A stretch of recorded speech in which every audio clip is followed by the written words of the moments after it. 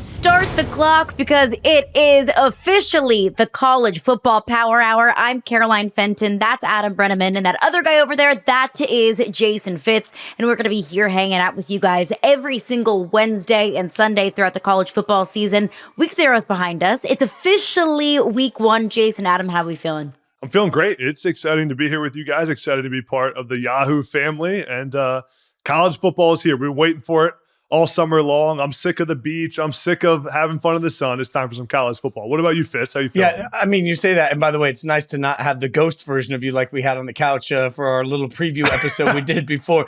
In person, you're even better than you are as a ghost. But I think there's this moment of, absence makes the heart grow fonder, right? Like, think about the gap. If you are a massive, let's say, Vandy fan, right? You haven't watched meaningful football in years. Maybe that's a bad example. But if you're a fan of LSU, when was the last time you watched a game that actually mattered for your team? I'm not talking about a bowl game, a game that mattered. And when you think about that metric, you got to go all the way back to the end of November for most teams. That level of absence where we've sat through January, February, March, we've gone all through this year to get to right now. That speaks to why we're all so crazy. That speaks to why we're all glued to the TV. And that speaks to why all of us were so passionate about week 0 and now ready for a week 1, Caroline, that looks even better, obviously, than we could have expected.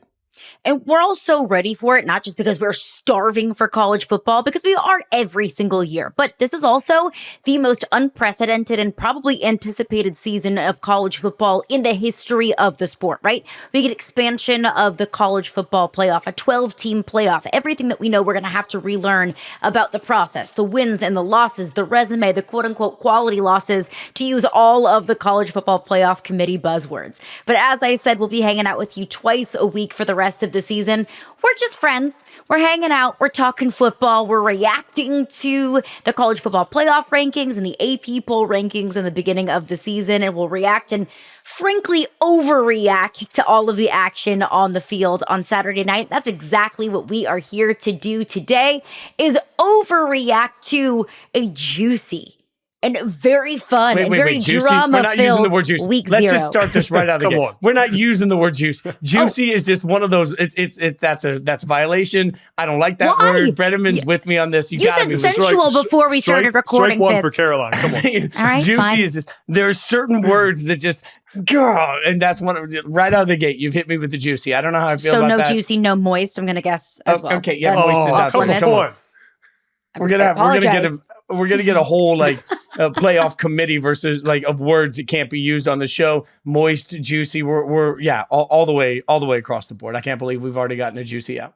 Moist gets a first round bye in the college football playoff of words that should never be used in an audio format. But if you're not going to call that game juicy that we saw in Ireland, Georgia Tech, a double-digit underdog against a top 10 Florida State team, upsetting Florida State with a walk-off field goal, looking how they did, really frankly dominating that game for a majority of that game. What do you got to call it, Fitz? If it's not juicy, then what was it? It was beefy. At least the losses on my bank Add that account to the were list beefy. too. Y'all, I can't stress how wrong I was about this game, because here's the logic. And I know that there's been a ton of roster turnover. We can talk about the guys that are in the NFL now this year that were on Florida State's roster last year. That's fine. But you had all year as a program for Mike Norvell to sit here and just preach the same thing. Man, we were undefeated and we got left out, right? There's so much just drama to that. I expected to see this version of Florida State that came out with the thunder of the gods. I expected them to come out and avenge whatever they thought the wrongs were to their program. And I thought, even though the ACC looks bad this year, I thought Florida State might be that great hope that could give us passionate, powerful football, Breneman. But instead, all of a sudden, we realized that they weren't even the most physical team on the field. And that, to me, is just gross for a team that should have had that level of passion coming in. I thought the thing, Fitz, great point. The thing that disappointed me the most about Florida State was early in that game when they go down the field and score that on their first drive of the game, that touchdown, go for the 2-point conversion. All the momentum in the world is on their side in Dublin. And then they go out and get knocked around all over the field. It felt like there was a chance there for Florida State and Mike Norvell to really play some great defense, get a stop, and that game could get out of hand. They are more talented than Georgia Tech. But the Georgia Tech and Haynes King came to play. That was the impressive part. I mean, Haynes King, you talk about juicy. Haynes King is played like lights out when he was running the football. He was tough. He was gritty. I loved his post-game interviews. Haynes King talking about the team and his teammates and how much the adversity throughout his career has brought him to this point. Georgia Tech was the more physical team on that field, and if you're Mike Norvell, you cannot be happy traveling back to the United States. How does that happen? Like, that's my question. How is it possible that you can be out physical? And I know I'm not taking anything away from Georgia Tech, although it sounds like I am. I feel like I'm doing the bless their heart Southern thing here. But there is a moment for me where Georgia Tech should not, the talent, the depth, all of the things, even in the first half when it was close, I kept thinking, okay, this thing breaks open in the second half because eventually depth wears down. And as depth wears down, somebody pulls away. That just never happened. It was like once Florida State started to get the punch back, they had no idea how to stand through that punch. And that to me, that blew my mind. Yeah, I thought on offense for Georgia Tech, the differentiator was Haynes King in the run game. Having a tough quarterback that can stick his nose in there, pick up extra yardage. You know, in football, in coaching, they always call that the +1 run game because you have a quarterback, you had an extra number in the run game, right? Normally the quarterback's handing the ball off and then stepping out of the play. When the quarterback's running the football, you now have an extra hat. And when you have a guy like Haynes King who can take hits and know that he's going to get up time after time after time, completely changes the game. And then Florida State could not run the football and kept putting DJU in bad situations. 3rd down and long, 4th down and long. They kept trying to run the ball on 1st and 2nd down. There was no creativity from Florida State's offense. And I don't care who your offensive line is. If everyone in the stadium knows you're running the football on 1st and 2nd down, you're not going to be able to run the football. And what that tells me is that Florida State's coaching staff doesn't believe in DJU, wouldn't let him throw the ball down the field on 1st and 2nd down, thought they were going to be able to dominate on the ground and just kind of control DJU, let him just be a game manager, and they weren't able to do it and had no solution once Georgia Tech stopped the run. Adam, I'm glad that you brought up Haynes King because I feel like the majority of the discourse and the conversation after that game has been about Florida State and how Florida State blew it and how DJ Uiagalelei didn't deliver. And look, those things are correct, but I think that we need to also give Georgia Tech their roses because it wasn't about Florida State completely just, peeing in their pants and committing those fatal mistakes and turning the ball over. This wasn't a fluke. Georgia Tech was the better team between DJU and Haynes King. Haynes King was the better quarterback. And look, I think we all need to be really honest about what kind of quarterback and who DJ Uiagalelei is. We haven't seen him be a great thrower, a great passer of the football and deep balls, and obviously we didn't see that on Saturday. But what Florida State's strengths could be being really tough up front on both lines of scrimmage and running the football. If they do those things well, then DJ Uiagalelei can get the ball into the hands of his playmakers. Don't ask him to do too much. You can dink and dunk. Just ask him not to turn the football over. That's Florida State's formula for success. But they weren't the tougher team at the lines of scrimmage offensively or defensively. They weren't the better team running the football, where Haynes King didn't have to have gaudy numbers to take Florida State down. They just needed to be tougher and run the football. It's exactly what they did. They were the better team doing it. Yeah, I thought Georgia Tech had the much better plan on offense. If you guys remember some of those explosive plays early in the game for Georgia Tech, they came on screen plays, they came on jet sweeps, they came on easy completions for Haynes King to get confidence. Very different than what Florida State was doing on offense. And they allowed Haynes King. Haynes King didn't have to go win that game with his arm. They had a great plan on offense, allowed him to get confident, and then let him run the ball in some of that exotic QB +1 run game that we were talking about. And Haynes King is patient. He's tough. And he's a winner at quarterback. He's proven that now on a big stage in week 0, and learned a lot during his time at Texas A&M. I like what Haynes King is doing. And your point on DJU, Carolina, I will say this. I thought that this was a bad coaching job by Mike Norvell. I do not think they put him in a good position. I don't think their offensive plan was very good. And if you guys remember, the last drive of the game DJU had in the 4th quarter, they put him in bad situations, ran the ball on 1st and 2nd down, a few plays in a row, And DJU made a huge play on third down and made 2 huge fourth down throws to keep that drive alive and then score the touchdown. Unfortunately, Florida State and DJU didn't get the ball back with 7 minutes left. But DJU made plays in the biggest moments of that game with his arm. I know there's a lot of slander on DJU's name. I know people don't think he can throw the ball down the field, and clearly Florida State doesn't think he can either by the way they managed that game. But I will say DJU made big plays in that game, and I don't think his coaching staff or his offensive line helped him out very much. But I think you just glossed over something that's really important, Adam, because you mentioned they didn't get the ball back, right? And you talked earlier when you were talking just about confidence, right? There is some level. Florida State's got to look in the mirror and figure out who the veterans are on that team. They're going to instill that confidence. Because what really stunned me is as we got into the fourth quarter, it felt like Georgia Tech was the favorite. It felt like Georgia Tech was the one that was like, we got this. There was no panic. And I expected at some point there to be at least a little mini meltdown. And they didn't, even all the way down to the kick. Like they had a mistake, cost them a few yards, obviously. And they still went out and nailed that field goal. Like it just felt like Georgia Tech was the one that came in as the 10.5 point favorite, saying, as a dabbler, saying that like, hey, you know, this is sort of our game to win. Like I think that stunning part of Florida State here is that they're going to have to look in the mirror and figure out who the guys are that know how to calm the team down and get that extra play from them. Because it is, you're right, they had opportunities as bad as it was to win the game. They just didn't find a way to get the ball back. And you talk about something for a defense that is embarrassing is not getting the ball back with 7 minutes left on the clock. I mean, that is, if you're Georgia Tech, like you think of, you're an offensive lineman, that's your dream, right? Can we chew up 7 minutes of clock? And if you're on defense and a defensive coordinator at Florida State and you're Mike Norvell, I mean, that's not a good feeling. You could not get a stop with 7 minutes left. Add in the 2-minute warning. I mean, that's an extra timeout you have. Not what you want if you're Mike Norvell. Also, Florida State, not good clock management at the end of the game. Also, went into halftime with 3 timeouts. You never want to go into halftime with the ball in 3 timeouts like Florida State did. A lot of things I think Mike Norvell is going to look back on and not be happy about. And another thing that I think that defense is kicking themselves over is Florida State had a turnover opportunity. Haynes King got a little sloppy with the football with a bad snap and a bad handoff. And if it wasn't for Georgia Tech's right guard falling on it, maybe Florida State wins this football game. And maybe we're having a much different conversation about how the rest of the season might potentially pan out for Florida State. But Caroline, you mentioned at the beginning of this, we need to overreact. Mm-hmm. And the only thing I would say passionately to the college football world is remember that this loss doesn't really matter.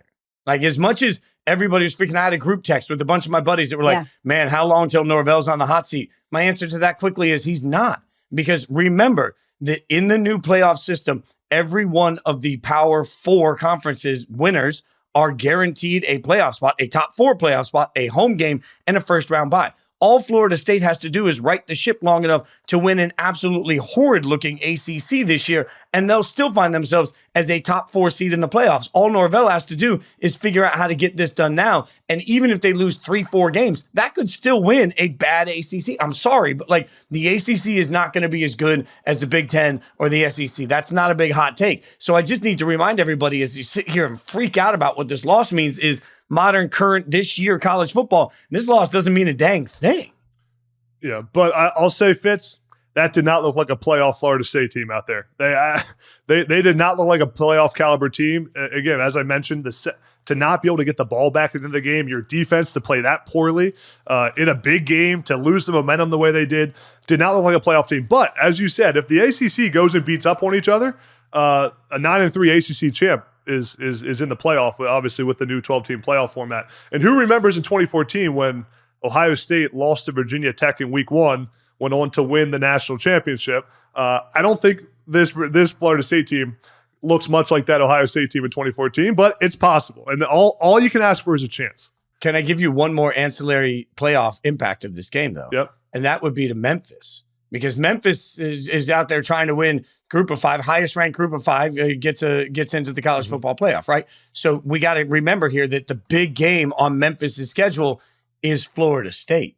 So now Florida State loses this game. If their season goes off the rails, Memphis isn't going to get any benefit of the doubt if they beat Florida State. They're not going to get a lot of love if they lose to Florida. You know what I mean? Like, so they lose all of the things that they wanted by scheduling Florida State. So Florida State losing actually, I think, impacts the playoffs for Memphis. It takes away any wiggle room for them. They're going to have to win everything, and they're going to have to be competitive, if not beat this version of Florida State, if they want to be the highest ranked group of 5. That's the weird trickle down of all of this. And even it affects the rest of the ACC, obviously, when we look at the hierarchy of the conference. But like you just mentioned, Fitz, the ACC doesn't look like any sort of gauntlet. Every single big game is important for all of these college football playoff hopeful ACC teams. Look at Clemson. It's not like Clemson has the most difficult schedule in the world. I understand that they open up the season with Georgia. That's a game that we'll get into a little bit later on. But the rest of the ACC also depends on the big-time players and the strong teams in the ACC to strengthen their own resumes. So it only kind of dilutes the rest of the conference. And I will say, this loss doesn't matter. It doesn't not matter, rather. It just makes every other game on Florida State's schedule that much more important. You turn around in week 3 and lose to Memphis at home, which I don't think is a crazy scenario based off of how Florida State looked and how their strength didn't look like their strength, and that was the defensive line on Saturday against Georgia Tech. So we could be looking at a 1-2, 1-3 Florida State team in week 2 or week 3, and that was not on my bingo card to start this season. But we'll continue to take a look back Florida State and Georgia Tech and look back on some things that we learned in week 0, and we'll do that after a quick break. All right, I always love to overreact on a Monday or Tuesday, any days after we see some college football action, because we feel like we have everything figured out, and then we throw it all out the window after one game or 1 week. But let's take a look at some things that we learned in week 0. Obviously, the big game of the week, Georgia Tech takes down Florida State in Dublin 24-21. We also saw things get really interesting. SMU and Nevada. SMU needed some late game heroics to be able to win that game. So Adam, I will start with you. What was one thing that you felt like you learned in week 0? I learned that more programs in college football need to look at offensive line coaches as head coaches. I thought when you looked at that Georgia Tech team and you saw how they played physical, you think about their head coach, Brent Key, career offensive line coach, was an O-line coach at Alabama, was an O-line coach at Georgia Tech, got that job when they fired Jeff Collins and did a great job as the interim head coach. That team, that Georgia Tech team, embodies the physical culture of their head coach. And you could see them play for him. You could see it in the post-game interview. He was emotional. They were knocking guys off the line of scrimmage. And I think a lot of that is because of the way Brent Key coaches, his background, and just there's something different about an offensive line coach. Like, they're the heart and soul of football. I'm sick of these quarterback coaches getting head coaching jobs, these offensive coordinators. Let's hire some more offensive line coaches as head coaches. Do you feel like relatability, though? Like, because look, all I can speak to are the guys that I know that played high-level college football. And the offensive linemen that I know that played on quality teams are some of just the most relatable, easygoing guys. Like, they get it. They're easy to connect to. And I'm not sure that I would say the same about every quarterback that I've ever worked with that played high-level college football. Like, there is a level of like relatability to me, to the fat guys that smell bad, that seem to it just sort of hits different, man. At the end of the day, players want to play for people they believe in. And it is easy to believe in a coach that's an offensive line coach that's just gritty and puts in the work. And also, like, Brent Key has grinded through his career. I mean, he has not been handed head coaching jobs. This is his first big opportunity as a head coach. Like, you don't think his players want to go play for him and say, we want to prove that Coach Key is the leader of this program, belongs in this head coaching chair, when a lot of people, when he was the interim head coach at Georgia Tech, no one thought he was getting that job. And then they went out and played really well for him. Without a doubt, the relatability factor there, when you truly love and believe in your coach. I've been in locker rooms where I loved my coach, and I've been in locker rooms where the players did not love their coach. And the different attitude you get out of those two teams could not be more polar opposite. The relatability there, you can see in the way Georgia Tech played and the way their front seven played on defense, the way their offensive line played. You can see that they embody their head coach's personality and they believe in him. I love that point, because I think it could have been really easy for Georgia Tech to tuck their tail between their legs, right? Yeah. That first possession from Florida State, when they just walked down the field and got into the end zone, and that 2-point conversion, it could have been really easy for Georgia Tech to tense up a little bit. I think that shows the belief in their coach that they never felt like they were underdogs, or at least they never played like they felt like they were underdogs. And I think that Brent Key's record against ranked ACC opponents since he's gotten to Georgia Tech is the perfect example of that, of his team buying into the message. He's undefeated against ranked ACC opponents over the last 3 seasons. Really impressive work there from Brent Key. Fitzy, what'd you learn?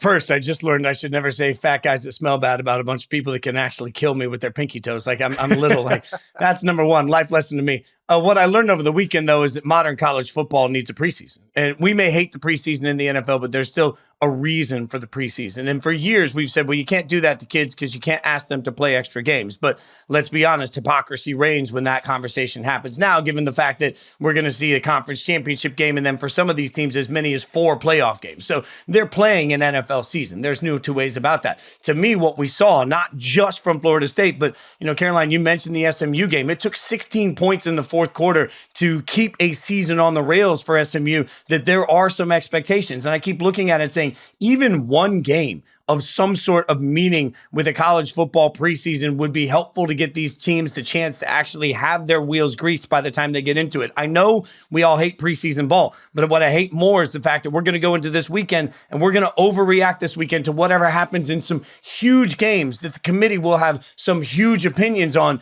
And it's tough to do that with a bunch of kids that haven't played any real live football in months. So to me, what we can learn from all of this early portion is that a preseason would clean some of this up.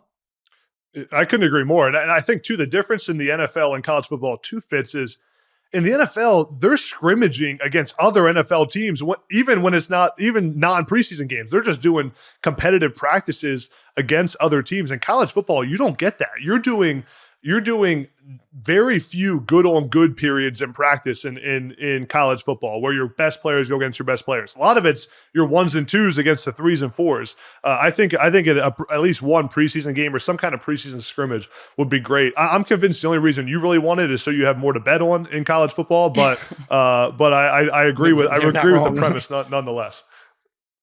It would at least help my week 0 bets be better. Like I might not bet on the preseason games, but I wouldn't be sitting there saying, man, we're 5 hours into college football season. I have lost my ass. That's what happened, Caroline. I'm never going to say no to seeing more football, because even in an NFL preseason game, when it's backups on backups, like you best believe my butt is on my couch and I am watching it because it's football in August and I'll take it.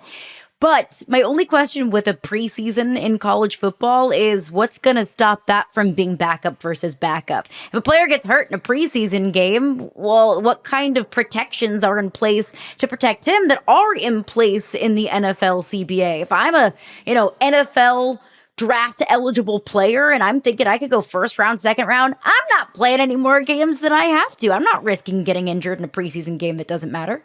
That's a fair clap back to that. And I can see that being an issue. But at the same time, if it can help me put better stuff on film when we actually get to what matters. And you're right, maybe the best of the best of the best don't play.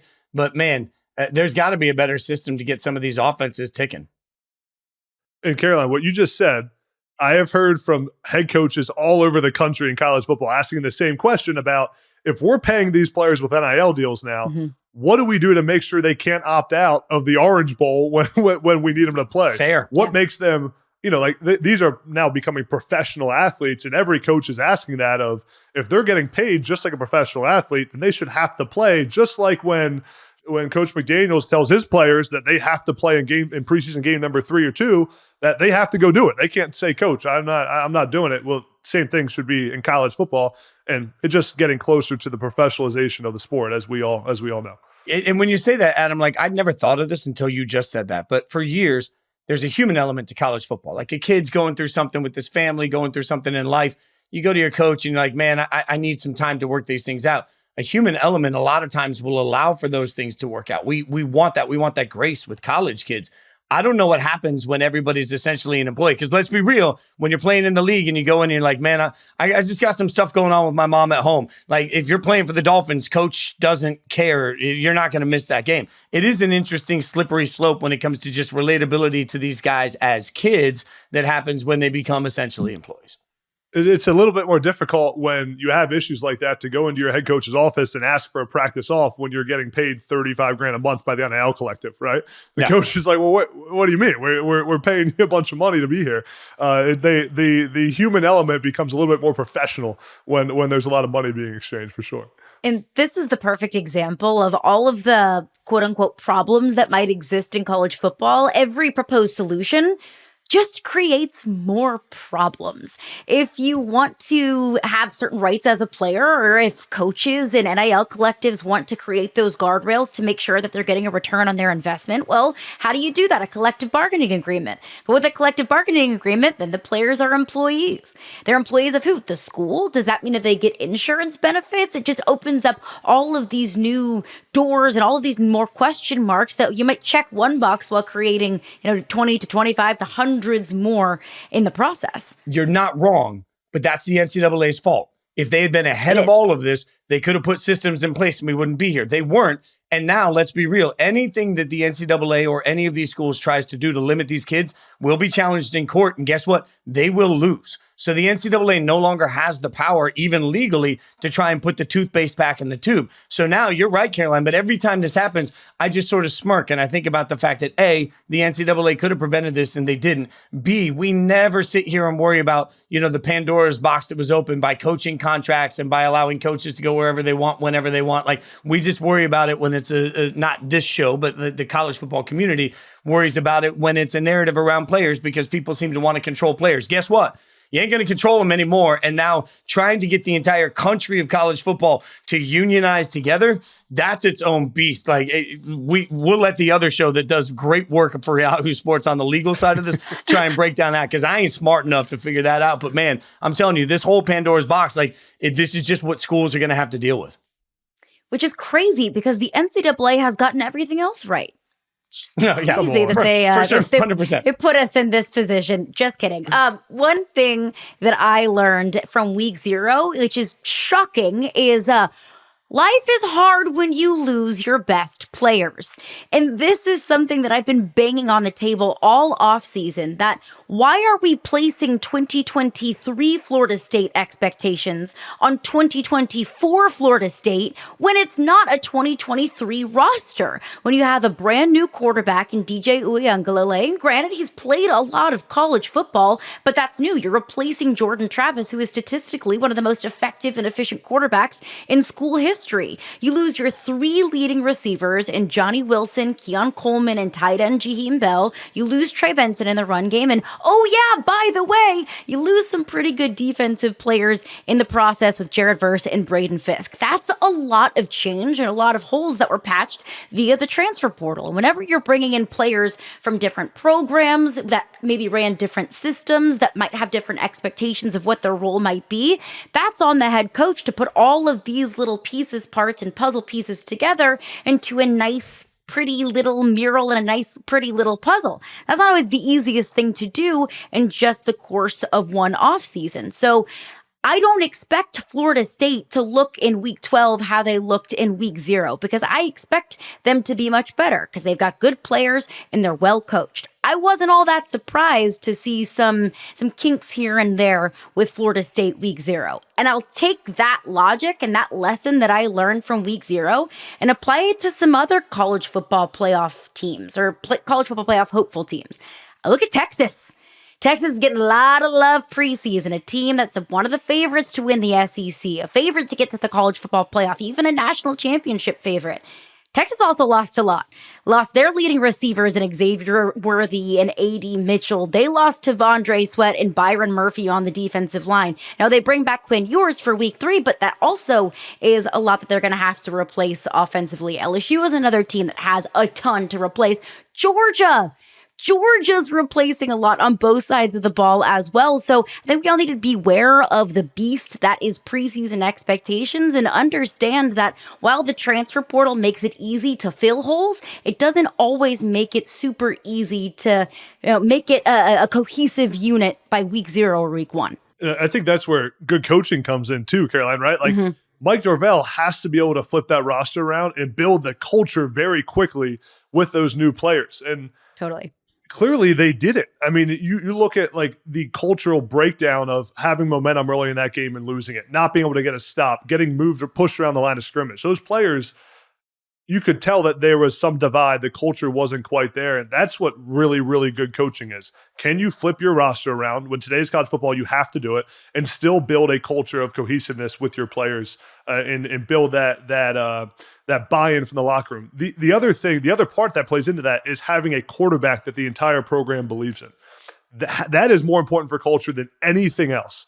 And when clearly they don't believe in DJU, and you can tell by just how they called that game, it's tough for the culture of the program. So Mike Norvell has been really good everywhere he's been at building culture. I don't think he did it well in game one. He hasn't done it well this season. It's one of the toughest things to do in college football with today's era when you lose a bunch of players, bring in a bunch of transfers, and Norvell has done that really at a high level and brought in tons of new guys. Can you get them to play together as one unit very, very quickly? It's a tough job.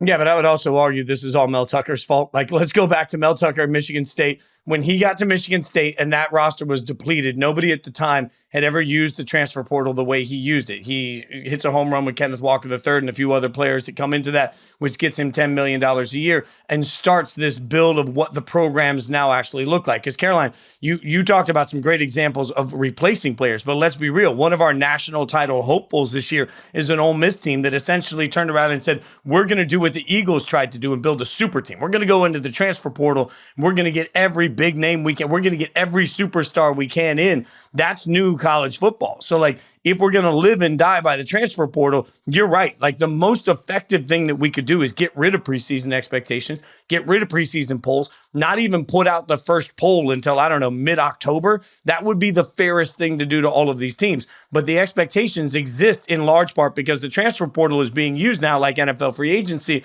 with the mindset of, like, I'm buying these players to make us great right now. So the more the transfer portal is used, the less grace anybody's going to have to the very thing that you smartly point out as an issue.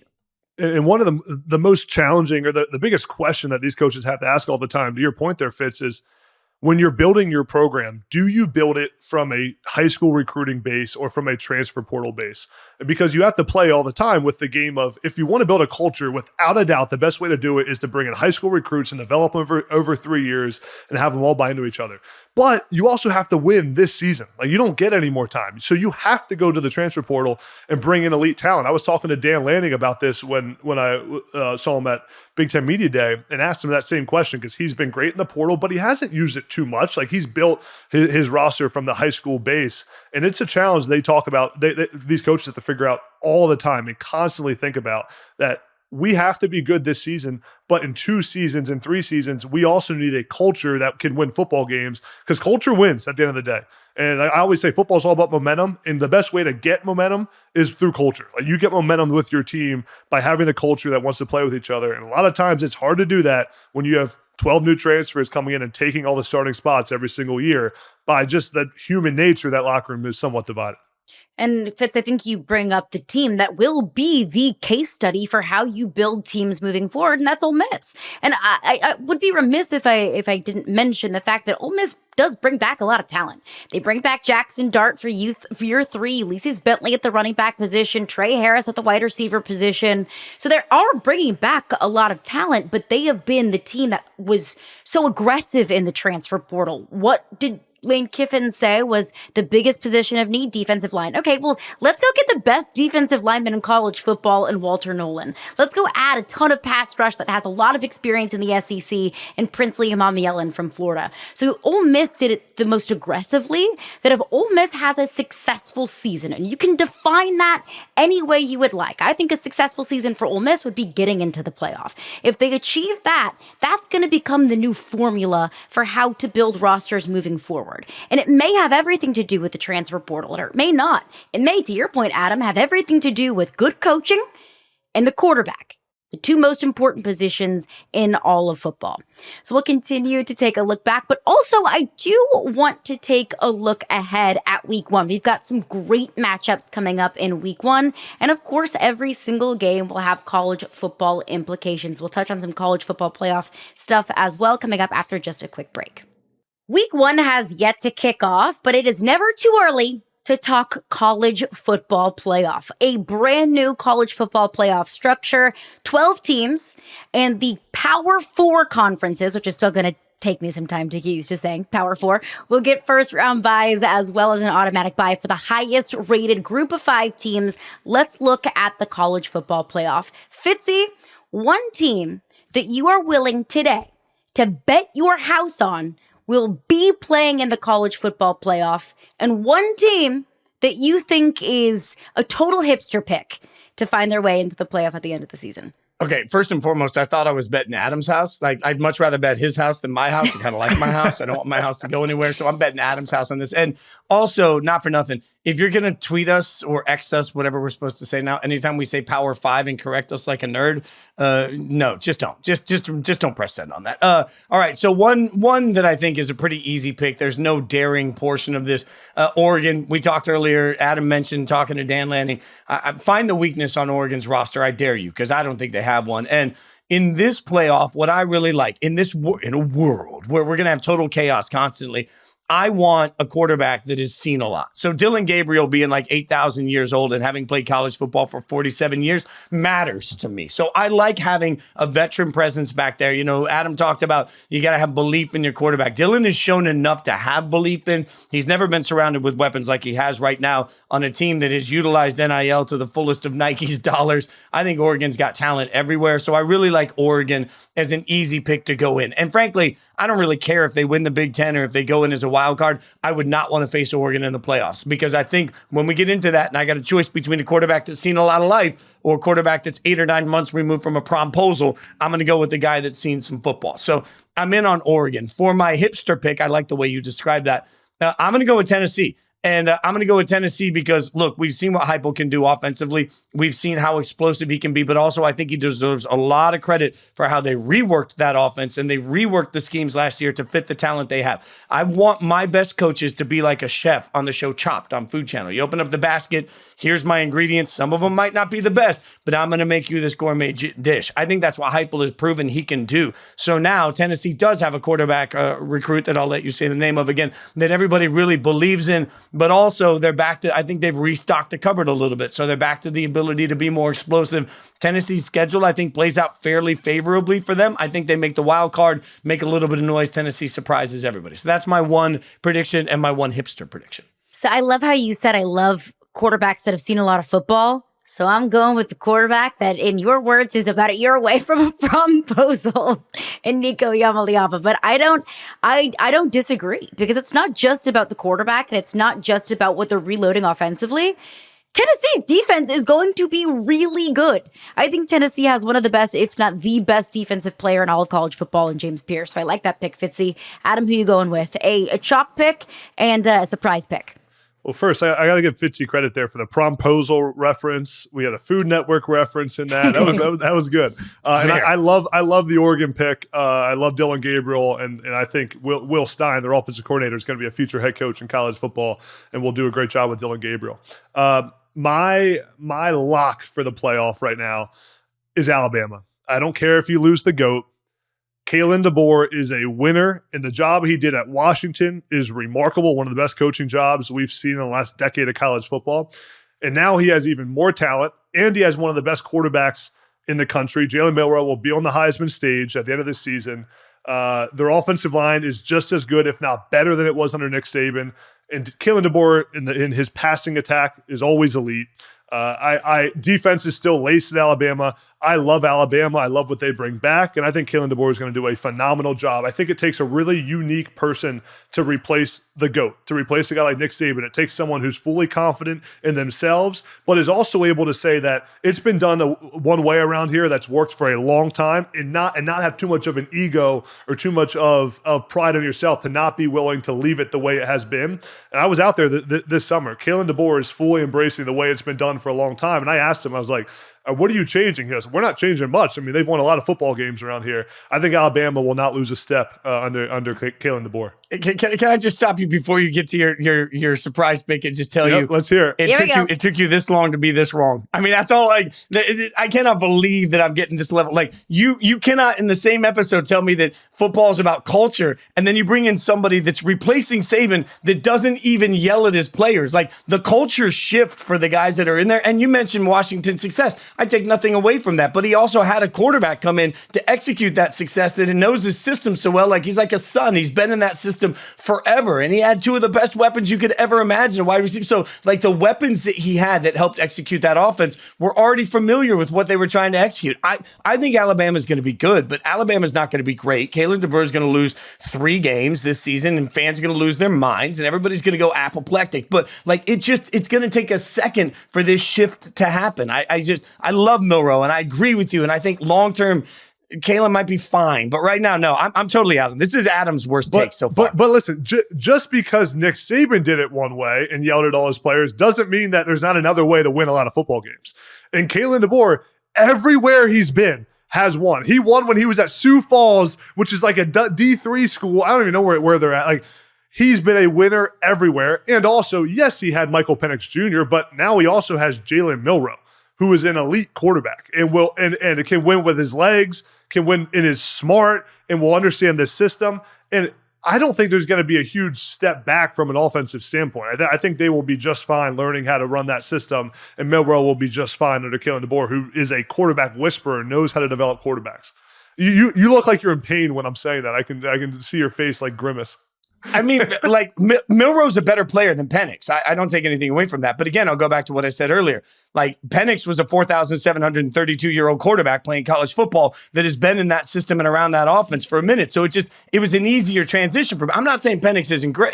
Isn't good. Milroe's even better. I just think familiarity with system mattered in that Washington bubble. Like last year was the Cinderella slipper went on. It fit perfect. Everybody's great. Now it all becomes a pumpkin again.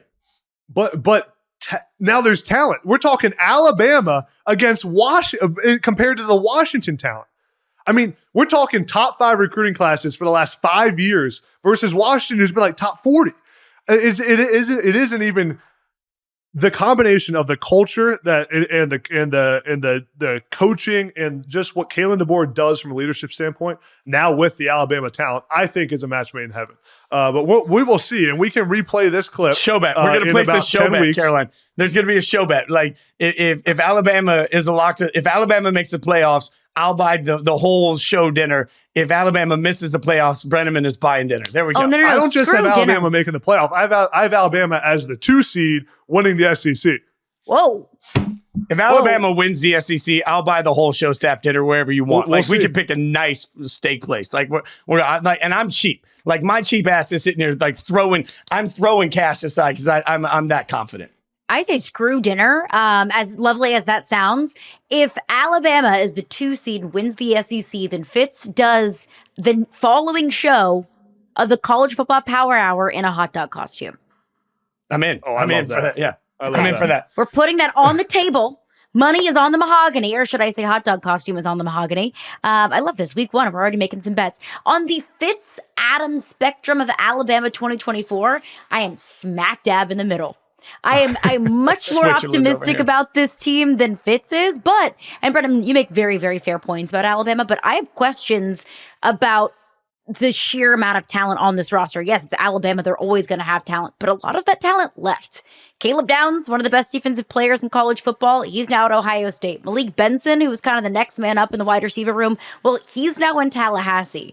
Who's going to be catching passes from Jalen Milroe? It really comes down to the 5-star freshman Ryan Williams. And what Michael Penix Jr. was able to do at Washington, yes, sheer talent alone. Jalen Milroe has a very similar playing style. Washington had the Joe Moore award-winning offensive line. Alabama's offensive line wasn't all that great last year, and on top of that, they lose J.C. Latham, the right tackle. So it comes down to the position players around Jalen Milroe, and will the offensive line do enough to allow him to do what he wants to do? So I'm Switzerland. In this situation, I'm smack dab in the middle, and I will enjoy a hot dog costume regardless. But Adam, you have a hipster pick to make. Yeah, my hipster pick, my surprise pick to make the playoff is Nebraska. Here's the thing. Nebraska is going to be 7-0 through the first 7 weeks of the season. They're going to be favored by a good margin in those first 7 games. Their toughest game is Rutgers. They will then travel to Columbus, Ohio, where obviously a tough game against Ohio State. But then after that, have UCLA, USC, Wisconsin, and Iowa, where they will go 3-1 and finish the season 10-2. And I tell you one thing, you don't think the college football gods want Nebraska in the playoffs? I mean, absolutely Matt Rule, Dylan Raiola, the 5-star freshman, don't blink, because Nebraska is going to be at the end of this season playing in the college football playoff. Look, it used to be on my life list to want to party with Willie Nelson. I think I want to party with Adam at this point. Like, I don't know what we were doing before the show. Look, I like the concept, but man, the number of things that have to break right on that, like, because Raiola, certainly everybody's in love with. I get it. Like, he looks like a thicker version of Mahomes. We all saw the picture out there. That Ohio State thing could turn into a bloodbath for him. At USC, I think we're a little down on USC, and you're a little up on Nebraska there. Man, I would have been less surprised if you'd picked Iowa to be the stunner, because their schedule is softer than Charmin than Nebraska. I like this pick. It's daring. And Matt Rule making the playoff with Nebraska, you're right, would be good for college football. I'm just a little shooketh. I didn't see this one coming. Have you looked at their schedule, though? I mean, they're going to be 7-0. I don't see them. They got UTEP, Colorado, Northern Iowa, Illinois, Purdue, Rutgers, Indiana. Got you right. They're going to be 7-0, and then they can lose to USC and still make the playoff. Golly, yeah. I mean, you're not wrong. They could lose to Wisconsin. Oh man, I don't. They could saying that. Yeah. Okay. I mean, look, it's a bold prediction. I like it. It's very hipster. I like the Adam's band before out they here were popular. talking about offensive line coaches as head coaches in Nebraska making the playoff. Like, Adam wants it to be the 90s so bad. Yeah, I love some hard-nosed football. The other thing is Nebraska, I mean, they've been – the only reason they haven't been good the last 2 years with Matt Rule or last year with Matt Rule, they lost – I don't know, 5-6 games by like single-digit points at the end of the game. I think now that they get some of those recruiting classes in, they have a great quarterback in Dylan Raiola. Obviously, he needs to go prove it. He's a freshman. But I'm not saying Nebraska's going to win the national championship, but their schedule is the easiest in the Big Ten by far, and they have talent. And Matt Rule is a winner, knows how to win in college football, and he's built programs at a really high level. Where is that USC game? Is it in Lincoln or is it in LA? I think it's in LA. Okay, I was about to say, if that game is in Lincoln, then I'll take Nebraska at home after, a long trip, week 8 in college football, when it's probably going to be a little chilly in Nebraska. Like, I'll take them to win that game, and I'll take the Huskers to go 8-0 to start the season. No, it's in LA, unfortunately, for the model there. Unfortunately, you can talk about that Columbus is going to be rocking there for the 8th game of the season for Nebraska. Nebraska 7-0, going to Ohio State. That's going to be a fun atmosphere. It's going to be a blast, absolutely. I've got some picks myself. As far as my chalk pick, I'm willing to bet the house that I don't own on it. Thank you all for the low-hanging fruit, because I will take this one. Give me Georgia. That's an easy pick. That feels like an icky pick to make because it feels so obvious. I'm going to take Georgia all day long to win the SEC and to get that number 1 spot in the college football playoff. The only thing that gives me pause with this is the schedule's a gauntlet. Fitz, you and I talked about things that are underrated in college football going into this season. The difficulty of Georgia's schedule is something that I don't think that we're talking about enough. Georgia, they take on Alabama this season. They play Texas this season. They go on the road at Ole Miss. They go on the road at Tennessee, which is not an easy place to play. And, oh yeah, by the way, you open the season with Clemson. So I think Georgia has an underratedly difficult schedule. But if there's one thing that we have learned about this Kirby Smart team is it doesn't matter how much talent they lose. They're just going to reload it. And that's exactly what Georgia has done this past offseason. And Carson Beck played his best football in the second half of the season last year. I thought the way that Kirby Smart and offensive coordinator Mike Bobo kind of brought Carson Beck along was a masterclass in kind of letting a quarterback get his feet wet. They didn't open up the playbook too much. It was kind of dinking and dunking in the first half of the season. And then if you go back and watch that Kentucky game, it was deep shots. It was taking riskier throws. It was, maybe taking more of those 50-50 kind of throws. And you saw him get more comfortable with that as the season went on. Now Carson comes back for year 2 as the starter, this much more comfortable in the offense. I think you're going to start to see him make some of those risky throws, calculated risky throws early on. And I just think that this Georgia roster stacked. Like, I think it's one of the best, if not the best roster in college football, only rivaled by maybe Oregon or Ohio State. So I'm going to take Georgia as my send them to the playoff right now kind of take. A surprise team that I have is NC State. As we're talking about the hierarchy of the ACC, Fitz, you mentioned how you like quarterbacks that have played a lot of football. So do I. And Grayson McCall has 4 years of starting experience under his belt. He transfers in from Coastal Carolina, and NC State returns a lot. They bring back the ACC Rookie of the Year in Casey Concepcion at the wide receiver position. Jordan Waters transfers in from Duke. He had a really effective season running the football last year at Duke. They return 4 of their 5 starters on the offensive line. Like, I think that this offense has the makings of being explosive. And I think it doesn't come down to this, but I think a really key game for them is against a team that you mentioned, Fitz, and that's Tennessee, week 2 in Charlotte. If NC State can win that game, I think you're going to start to see a lot more buzz of what NC State can be nationally, but really in the ACC as well, and an ACC that feels right now pretty wide open. I wouldn't be surprised by the time NC State plays Clemson in September if our opinion on those two teams is flipped. Right now, I think Clemson's getting a lot of benefit of the doubt that, frankly, I'm not sure they deserve. NC State isn't. So I kind of like I like your pick for that reason. There will be a lot on that line for that Tennessee game because there isn't much when you look at their schedule. I've got it up in front of me now. There isn't much on that schedule that really gives the committee teeth, something they can really sink their teeth into. They will out that Tennessee game. So I wonder how that game goes for them. I particularly am so high on Tennessee. I think they blow them out.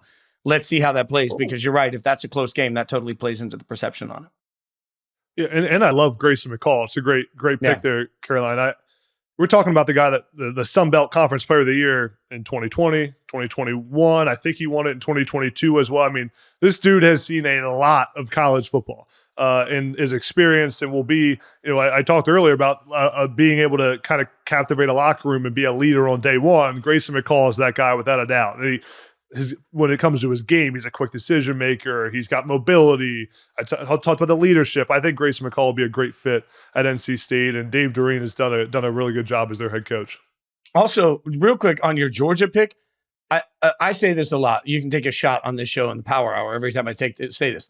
Benefit of the doubt is something that I believe highly in sports. It changes the way we cover certain teams, but some people deserve it. Georgia deserves every ounce of benefit of the doubt that they get now. And there was a period for Alabama and Saban where you knew, didn't matter how many players they lost to the draft, you knew that whatever they were recruiting was just going to restock the cupboard. That's where we are with Georgia. And you're right. I think we are, as a college football community, maybe taking for granted just how good Georgia is, just how good Kirby Smart is, just how capable they are of restocking the cupboard every single year. And it frankly looks like we are in the middle of an era, even with these super conferences and even with the higher level of competition, where the one thing for the next 5 years you can bank on is Georgia's going to be one of the teams, one of those teams. Georgia's going to be them every single year. So you're right that, it's pretty atrocious that we've gotten this far into the show and not really given flowers to a team that clearly right now I think is the number one team in all the land. And I think that's why you are as low on Alabama as you are, Fitz, is because they don't have that benefit of the doubt anymore. It's what I've called all off-season long the SBOD, the Saban benefit of the doubt. That if you lose a quarterback, if you lose players, well, it's fine because it's Nick Saban. Alabama might be trailing by 2 touchdowns at halftime. Well, it's inevitable because they're coached by Nick Saban. Alabama does not have that quote-unquote Saban benefit of the doubt anymore, and it's what Georgia has and has had over the last couple of seasons with Kirby Smart. The Kirby and the Georgia benefit of the doubt. I just don't understand why they don't get the benefit of the doubt in Alabama. Because this is still the Alabama program that's been getting it for years. They don't get it anymore. This is still the Bama program that's been built by Nick Saban for the last 2 decades. It's still the one that has recruited at one of the highest levels in the country the last couple of years, the last few years, the last 15 years. And it's also the program that Nick Saban has an office about quarter mile down the road from Kalen DeBoer's office. Like, he's still there. He's still in the administration. And Kalen DeBoer, not to mention, is one of the best winners in college football. So it's not like Alabama's not Alabama anymore. It's still the program that Nick Saban has made into the premier program in college football. Maybe now passed by Georgia. I'm not arguing that. But Alabama should still get the benefit of the doubt. And Alabama is still going to be an elite football team. To your point, I think Georgia passed Alabama as the premier team in all the land a couple of years ago, as the best program in all the land a couple of years ago. But we were hesitant to say that because you just can't say that when you got Saban there. Like you can't say anything like that because Nick Saban's there. Now that Saban's gone, we can all breathe a sigh of relief because we can actually be honest about where Alabama is as a program. Where they are is very good, but not legendary anymore. They're one of. They're no longer the. They now get clumped into one of the best teams in the country. And we will see how year one of Kalen DeBoer unfolds as we are just a couple days away from week one. So before we run, we have to talk a little bit of week one. We've got some great matchups coming up this weekend. Let's play a little game of binge, stream, and skip. And we'll do this on every single one of our midweek podcasts as we look ahead to the action of the upcoming slate. Week one, what are we binging? What do we have to watch? What is one game that we are absolutely positively not going to miss by any circumstances? We're throwing a watch party. We're not checking our phones. We're on Do Not Disturb. What are we binging this week? Adam, are you capable of not checking you youngins? I don't know if you guys can actually put your phones away for a full football game. I'll be live tweeting in every single game. So I'll be on my phone the whole time. It's good business. It's good business. I go Notre Dame, Texas A&M as the binge, right? Like I think there's so much on the line with this game. For both programs. Notre Dame, remember, they don't have a shot. They can't get a top 4 seed. We know that. So Notre Dame's only path to the playoff is to be one of the wild cards every single year. And we all know what the conversation looks like about playoff success or lack thereof for Notre Dame. So they've got this game against Texas A&M, who I'm not sure is real. I feel like we're all sort of sleeping on where Texas A&M is, Adam. But like, I think this is one of the rare week one games where there's a lot that both sides can be proving from it. So for me, binge, because there's drama from both sides and there's a lot on the line. Kyle Field is going to be rocking for this game. Yes. Mike Elko's first game as a head coach at Texas A&M. You know what he brings to that program, what he did at Duke was a phenomenal job. I think A&M will play well, but I like Notre Dame in this game. Defense travels. Notre Dame's got top 3 defense in the country. I think that one will be fun. The other one that we can't sleep on is Penn State, West Virginia. I'll be binge watching that game and a sneaky good week one game. You know, Penn State's favored by 8 points. I think that's probably too much. I mean, traveling to West Virginia, Morgantown's going to be electric. And this is a huge game for Penn State. I mean, this is the year for Penn State. This is the year that for the past few, for the last 4 or 5 years in Happy Valley, everyone's pointed to this year as Drew Aller back at quarterback, Nick Singleton at running back, Katron Allen, Abdul Carter, their best recruiting classes now 3 years in, Andy Kotelnicki, their offensive coordinator. Penn State in the last 8 years, if there was a 12-team playoff, Penn State would have made the playoff six times in those 8 years. So they're one of the biggest beneficiaries for the 12-team playoff, and Penn State cannot lose this game because if they lose it, you can't slip up another time in the season and still make the playoffs. So that'll be a fun one in Morgantown. By the way, real quick, I hear that, and I think there's a lot of pressure on Penn State this year and James Franklin. They're not paying James Franklin to miss the playoffs, right? So in an expanded Big Ten, Penn State, Carolina, they got to show up. This is one that they could be a major beneficiary of an expanded playoff, or they could get totally screwed by conference expansion because no longer is Penn State the third best in the conference. No longer is Penn State always going to go 10-2 with losses to Ohio State and Michigan, or, insert another team there. You also now have to compete with USC, UCLA, Washington, and Oregon. So I think that Penn State's a really interesting case study. And Fitz, I love that pick. Notre Dame and Texas A&M. That is going to be the game that I am going to be binging because I love this storyline of Mike Elko and Riley Leonard. Mike Elko, now the head coach at Texas A&M, formerly the coach of Duke. Riley Leonard transfers in to Notre Dame from Duke. Mike Elko is a defensive-minded head coach, and he knows what makes Riley Leonard tick. He might know his tendencies. He likes what he likes. He knows what he likes. He knows what he doesn't like. So I think that's going to be a really interesting dynamic here is a Mike Elko, I don't want to say led because he's not the defensive coordinator, but I'll say it instead. A Mike Elko-led defense against a quarterback that he knows very, very well. I love this game, and I love a matchup where it feels like all the expectations and pressures on Notre Dame. Texas A&M might be playing with a little bit of house money. Another game that I'm going to be benching is Miami and Florida. I love this. This feels like a game that should happen every single year. And it feels like a matchup to me of one team that might be getting a little bit too much hype, maybe getting a little bit too much love in Miami, and a team that might not be getting enough love. I think we've all written Florida off just because they have the hardest schedule in the history of the world. But that doesn't mean that they're not a good football team. That doesn't mean that Florida can't steal a game here or there. I think we all like to forget that Graham Mertz had a really good season last year, a decent season last year as the signal caller for Florida. Pop quiz. Anybody know who had the highest completion percentage in the SEC last season? It wasn't Jackson Dart. It wasn't Jaden Daniels who won the Heisman Trophy. It wasn't Carson Beck at Georgia. It was Graham Mertz at Florida. So I think that this game might be an interesting one. Might be giving Florida a little bit more credit if they're able to take down the Hurricanes in week 1. Let's move on to Stream. A game that isn't quite binge-worthy. It might not be appointment watching, but we still want to watch it. It might be one of those games that we catch up on later in the night or watch some highlights on Sunday. Adam, what are we streaming? I like this Clemson-Georgia game at a neutral site in Atlanta.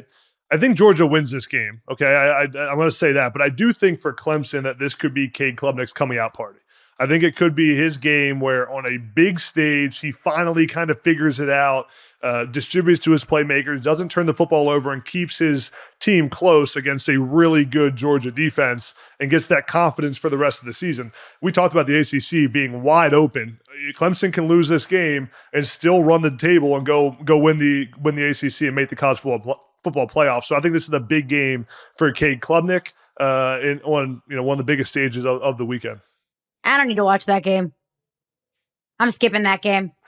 It's over? It's over. I don't need to watch that game. Georgia's going to beat them by 40. I respect your stream. It's going to be kill them. They're going to kill. I don't need to watch that game. Skipping it. I don't think so. Skip. I think this thing's competitive through 3 quarters. And you just told me the Cade's going to have a coming out party against the best defense he's going to play all year. Like, that doesn't make any sense to me. I'm not saying he's going to win. I'm not saying he's going to win, but it's going to be a confidence game for Cade Klubnik, and I think Clemson's going to have a good season. Georgia's favored by 13.5. I think Clemson covers that. I think it's a closer to 13.5 point game. No, I don't. I've got my money. I've already put my money on Georgia in this one. We saw how that went on week 0. Hopefully week 1 doesn't bankrupt me. But look, and I agree with you that I think Cade has the opportunity this year to really change some of the narratives about him. I thought we were a little harsh and unfair at times last year for the way he played. And I think that we've created an unfair narrative around Clemson not being willing to utilize the transfer portal and NIL. Like, there's this concept that Dabo's stuck in 90s football, but that I don't think that's real. I just think that if you look on paper, like if we were playing the video game version of this, everybody got college football 25 over the summer, right? Like we were 24. If we're playing the college football video game of this, it is clear. The computer simulates it. One team is wildly better than the other, and particularly on the defensive side of the ball. This feels like 3 picks. You got to worry about Cade keeping his confidence after this Georgia defense bangs him up. I like Georgia. I like the points. So I got some pizza money on this one. Whew. I'm skipping that game, and I'm watching that game. I'm not a crazy person. Of course, I'm going to be watching that game. Of course, I'm going to be watching even the games that I'm like, Furman, Ole Miss, North Texas, South Alabama, but I'm just watching it because I'm an absolute psychopath. What are some other games that we feel like we can probably just skip past this weekend? Fitz, I'll start with you. I'm skipping Colorado, North Dakota State. And look, this is just because I think you're crazy. I'm exhausted. We haven't even started and I'm exhausted. Number one, Colorado deciding that they're not going to let certain reporters ask any questions has become such a wild story. And the fact that the school hasn't stepped in and done the right thing is gross. But above and beyond all that, what did we learn last year?